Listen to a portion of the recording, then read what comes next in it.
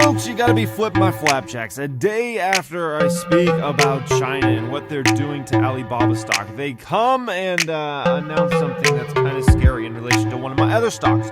And in today's video, I'm going to kind of talk to you guys a little bit about the risks of investing in not just Chinese-owned stocks, but stocks that get a lot of their business from China. And I'm being hurt very bad financially today by essentially a situation in China in relation to one of my stocks. And so I hope a video like this really educates a lot of folks who might not understand the risk of getting involved with even companies that do business in China and get substantial amounts of revenue and profits from China, because you got to understand there's also big risks involved in that as well. Okay, so yeah, I hope you guys enjoyed today's video. As always, all I ask in return is that you smash that like button. That's we know you guys enjoy a video like this where we get into some deep subjects, and I've got some stuff to show you guys today, some really in-depth stuff on kind of how to view this and things like that. So I hope you guys appreciate that as always. If you haven't downloaded a Hungry Bowl yet, we're on iOS and Android store right now. Track your stocks, cryptos, the markets in general. Read our daily newsletter, listen to conference calls, read SEC filings in there, 10Qs, 10Ks, all inside the app, and so much more coming. And yeah, if you want to join Stock Hub, that's our free Discord chat. That's going to be linked in the description down there, okay? Now, Wynn Resorts is obviously the stock, okay? This is a position I have, and I think it's 1,500 shares, and yeah, we're down about $18,000 today, okay, in this position. I also own some shares in my dividend account, but it's a much smaller amount. So this is my biggest position I have in Wynn Resorts, and yeah, about $18,000. That's an abnormal move there, right? That's not just a fluctuation in the stock, like, oh, it went down 2% today or 1%. No, this is a big downward move. $18,000. I'm still up really nicely on the stock, and this is a stock I've profited from in the past, and up almost 28,000 still. But at the end of the day, like, you literally in a matter of hours, I just lost $18,000, or at least down on that amount, okay? And it's not looking great. Let's just put it that way, okay? This came out here today. You're probably seeing the headlines if you keep track of these stocks. Macau may end casino sub-concessions. Directly monitor operations. Okay. Wynn stock in Las Vegas Sands are sliding after Macau asked for more casino supervision. Shares of Wynn Resorts in Las Vegas Sands and other gambling companies that operate in Macau dropped sharply Tuesday after the government there said it would tighten its control over the casino industry. Macau's Secretary for Economy and Finance, mentioned Tuesday during a media briefing, quote, healthy and sustainable development of the gambling industry through regulatory improvements. Okay, Macau's second 5-year development plan issued Monday also laid out plans to increase local ownership in gaming companies, according to a report. Okay, local ownership in gaming companies.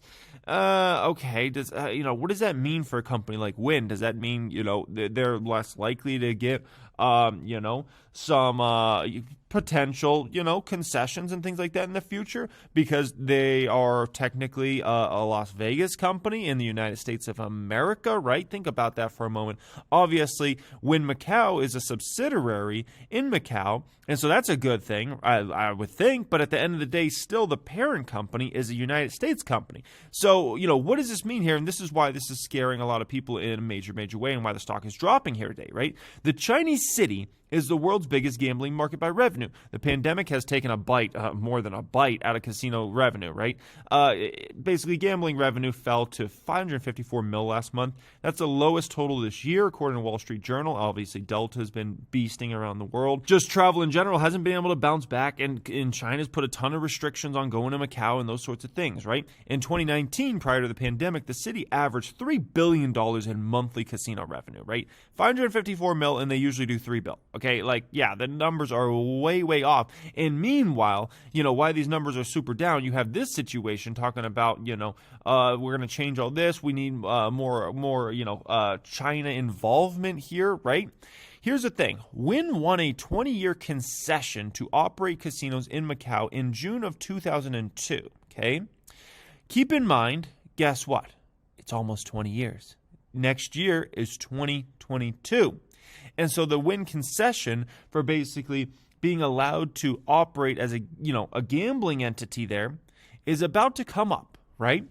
And so this puts a big risk on Wynn stock, at least in the short term, in trying to figure out, like, well, what's going on here? Is Wynn going to be able to allowed to operate gambling properties? Because, I mean, if all of a sudden they couldn't get their gambling license, yeah, good luck making any dang money in Macau, right? That's where you make all your money. It's not on hotel rooms and restaurants. Like, that's just little, like, side piece stuff. The main course is the dang casino, okay? And so this makes it extremely concerning when you hear some of the commentary coming out of Macau and China in general, right? And it's a weird situation in regards to Macau because it's kind of its own thing, but it's kind of still, has a huge China presence. So, that's a whole other subject there, okay? Wynn Macau comfortably saying permits to be renewed or extended. This was back, a week or two ago. Wynn Macau believes its licenses to operate its namesake integrated resorts, Wynn Palace, in the world's largest casino center, will be extended or renewed past June 26, 2022 when it runs out. Okay? Now, who's to say that's going to happen for sure? And when you see the sort of actions out of the Chinese government like we've seen in relation to, companies like Alibaba and also in that shakedown of a third of its cash, oh, yeah, we're just giving away that to, this. When you see things like that, right? As well as there's been a lot of other things. I know there's a whole situation with some education companies that were public companies, and that was a whole dramatic thing. And then all of a sudden you hear about this, and China's trying to get more involved in overlooking the casino operations, talking about they want more local or ownership. And there's already a limit on how many concessionaires there are. This is what gets really scary for companies like Wynn that get an extreme, like usually when put it this way, okay? When Macau is up and roaring, right? Usually Wynn can get 60-70% of the revenue from Macau. It's huge, right? It's not like it's a small number or something like that. Now, we'll come back to Macau in just a moment, but I honestly think this is even a scarier situation for a company like Las Vegas Sands, LVS. Keep in mind, when it comes to LVS, they just pretty much sold out of almost all of their U.S. business, including, obviously, the resorts they had on the Las Vegas Strip, the Palazzo and Venetian. They just sold out of that, right? So they're basically all in Asia now, and the high majority of their business is in Macau for Las Vegas Sands. So I actually feel like Las Vegas Sands is a far bigger risk than Macau given this whole situation right now. Whereas at least for Wynn, right, they do have their 3 big, huge properties in Macau, but they also have 2 massive properties on the Las Vegas Strip, and they have the huge property in Boston, right? Or technically Everett, Massachusetts, but it's right outside Boston, right? So at least for Wynn's sake, they have some North American properties where Las Vegas Sands is like, they just sold out of, the Las Vegas properties, and that's why you see this stock right near its 52-week low, right? $36.42 is a 52-week low in this stock, and look where it's at, $38. Huge risk comes with Las Vegas Sands because, imagine, worst case scenario happens, and for whatever reason, Las Vegas Sands didn't get their, concessions renewed. Oh my gosh, their gaming licenses essentially, like, would that be a disaster? Would that be a disaster, right? Now, let's go back over to Wynn because we got a lot to discuss here, okay? Wynn is obviously still, quite a bit away from its 52-week low, right? 52-week low, 67.70. The stock's at 92, right? That is mainly because, like I spoke about, the North American properties give it some protection there. But it's not just that when it comes to Wynn, okay? There's other certain things when it comes to Wynn, right? Now, for dealing with China, let's just call it that, you got to understand it is a very old school approach. There's a lot of closed meeting type situations, a lot of you pat my back, I'll pat your back. It's to a bigger extent than I think a lot of people realize, right? It's one of my favorite articles I think I ever read in my life. It was so sarcastic in its approach. This is back from 2012, okay? Wynn has a $135 million soft spot for University of Macau. And all this time, I thought casino mogul Steve Wynn was a diehard UNLV fan with a heart that bled running Rebels scarlet. Who knew he was a secret loyal to the University of Macau? That's a conclusion I reached after reading that the gaming industry titan through Wynn Resorts has agreed to donate $135 million over 11 years to the University of Macau Development Foundation. Your mind isn't playing tricks. That's $135 million to a 30-year-old foreign university with a student population of around 7,000. Oh, gosh. Oh, man.